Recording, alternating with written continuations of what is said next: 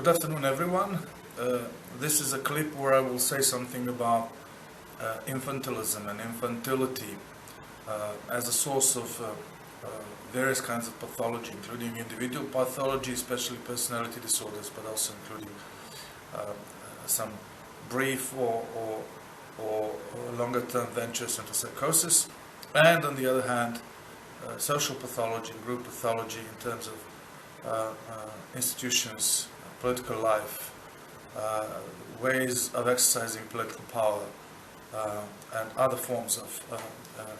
political activity and institutional participation in the articulation of power in society. There's a very influential stream in current debate, not only the YouTube debate, but also academic debate in scholarly journals and universities,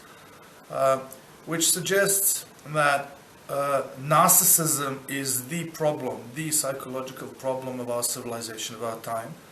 and that addressing narcissism, albeit difficult, because narcissism is becoming a social norm and a new normal in many Western societies, consumer societies, addressing narcissism would then be seen as going a long way towards addressing the causes and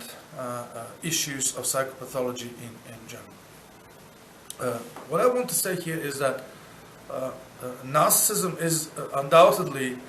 a major factor contributing to the dissipation of traditional rules and traditional structures within the modern society. And thus narcissism indeed is one of the main challenges to modern civilization. But there's an element of narcissism which explains a large amount of narcissism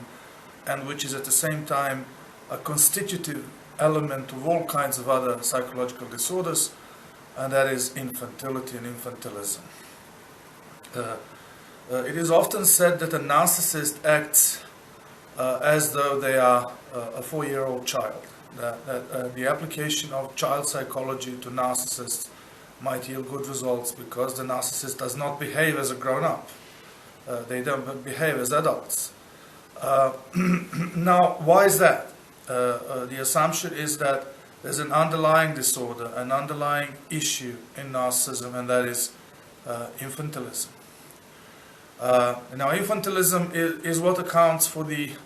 tantrums that grown-ups exhibit when they demonstrate in the streets, the unbalanced behavior of many woke activists and modern radical feminists who take it upon themselves to call for the arrest of people who have not been accused or let alone convicted of any crime. They take it upon themselves to assault people physically in the streets, to break basic rules of social decency by going out and screaming and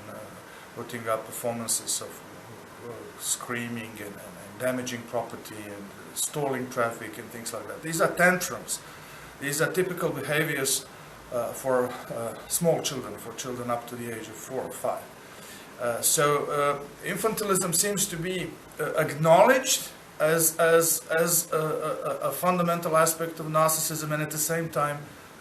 it is insufficiently studied. Now, if you look at narcissism as it exhibits itself in all kinds of social relationships, if you look at narcissism in terms of infantilism, which presents itself as narcissism in many social interactions, you basically see that the way we perceive the narcissistic personality disorder is largely the same as the way we perceive immaturity as a psychological problem. Because for any adult person, for any grown-up and well-formed and well-socialized person, it would be possible to act as though they were a narcissist. It would be possible to act as though they were a borderline, for example, borderline personality disorder. Not because they are particularly talented actors, but because these disorders are in fact infantilism and its various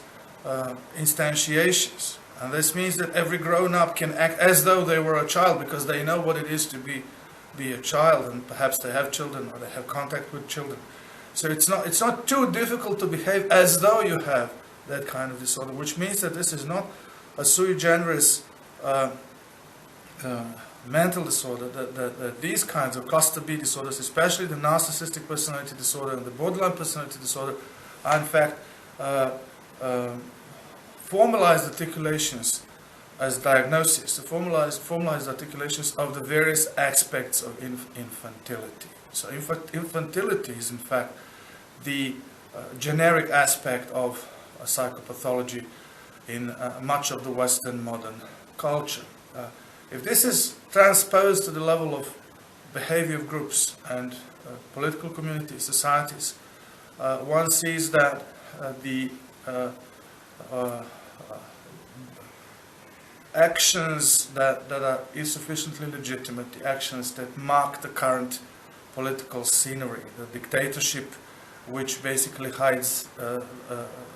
beneath a democratic guise, behavior which is authoritarian, which is unaccountable, which is whimsy, which is hysterical, which is basically based on a fundamental desire of a single person or a group of privileged persons to maintain their positions of influence and to maintain their privilege in order to be able to continue to behave as though they were children. Group interactions, political interactions, actions in political capacity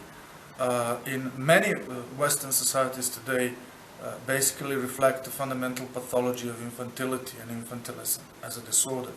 If infantility is a feature, as a characteristic, is a description of someone's behavior, then infantilism would be a diagnosis, a disorder. Politicians who act in a whimsy way, who make decisions without sufficient political legitimacy, who take authoritarian actions and make decisions which lead to, for example, the mass incarceration of the entire populations, as was the case under the COVID pandemic. Politicians who believe that installing cameras on every corner and everywhere and basically illegitimately taping everyone in the street, in the public space, who install cameras in pubs and cafes, or allow the installment of such cameras where basically any kind of privacy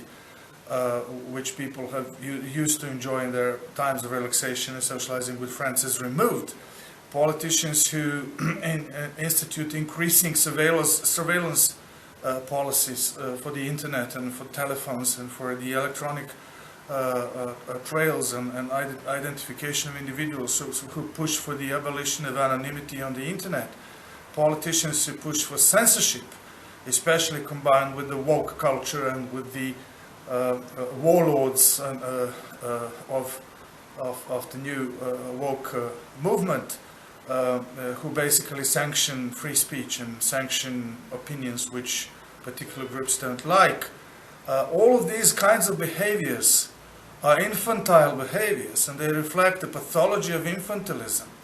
So basically the woke culture, the extreme radical feminist culture of today, and the modern deviations to traditional democracy, the curbing of the liberal rights and the liberal prerogatives of citizens as the bearers of state sovereignty, all of these phenomena are really symptoms of infantilism. And while not all of them have the guise of narcissism, because some of their proponents don't appear narcissistic, they do reflect the infantilism which is the core of most of the modern psychopathology, except perhaps for the particularly clear-cut psychosis which have their own etiology. Lacanian psychoanalysis is particularly useful here because it starts from the assumption that our normalcy is based on our socialization, and that the way we perceive ourselves and others as more or less psychologically normal, more or less corresponds to the way in which we see how people should behave in a particular society, how well they are adapted to the particular society. Now, according to the Lacanians, the key orientation, the key structure, the key paradigm which directs our socialization and are growing up as normal, healthy, psychologically healthy human beings is what Lacan calls the main signifier, name of the father, the role of the father as paradigmatic for the bourgeois family of Lacanian France, Lacan's time France. That figure is basically a figure of legislation within the family, of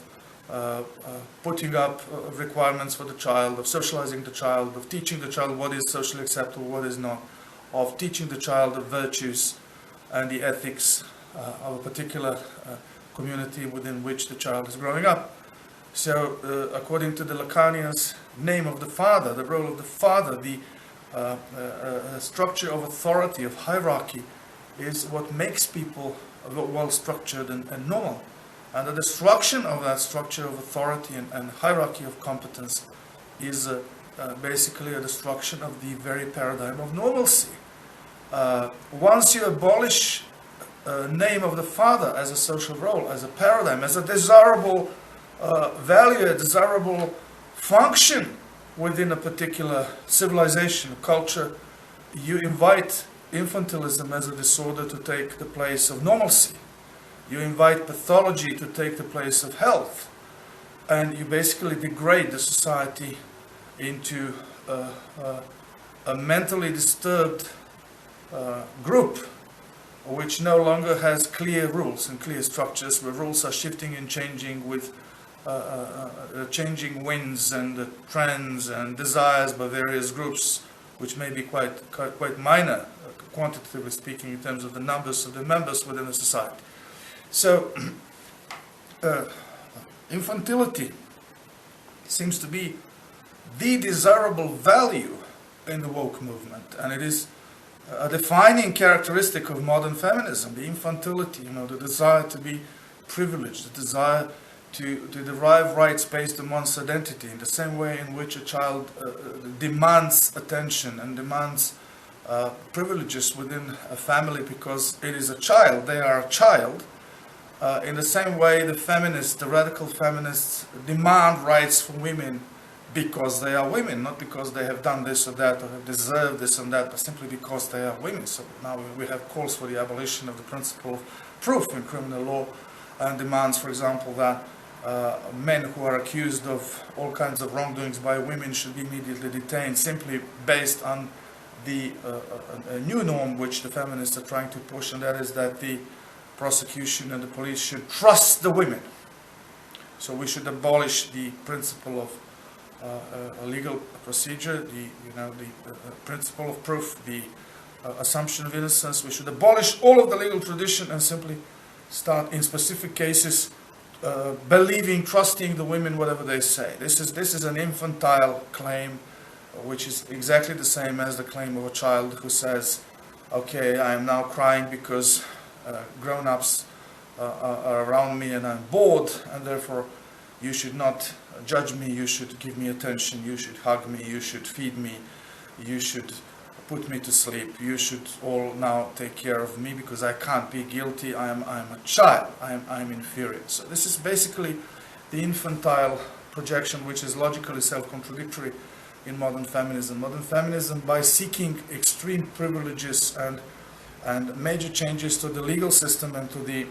social rules when they apply to women, by doing so they claim the inequality of women. They basically cry out in the same way in which infantile persons, children, cry out for rules that apply to grown-ups not to be applied to them. So this is perhaps what defines the modern woke culture, and I think the woke culture has largely arisen from radical feminism as it's sort of which initially spearheaded the whole movement of particularism as opposed to universalism, of this identity politics, which is based on the idea that particular groups based on their identity should have rights independent of the universally held rights for all human beings. And I think that this is one of the ideologies, both the woke and radical feminism, that are the source of modern pathology, and that really reflect the generic nature, the integrative view of pathology overall, and that is the growing infantility and unwillingness to accept the challenges of well-ordered society in order to prove ourselves as members of society rather than as members of particularized groups.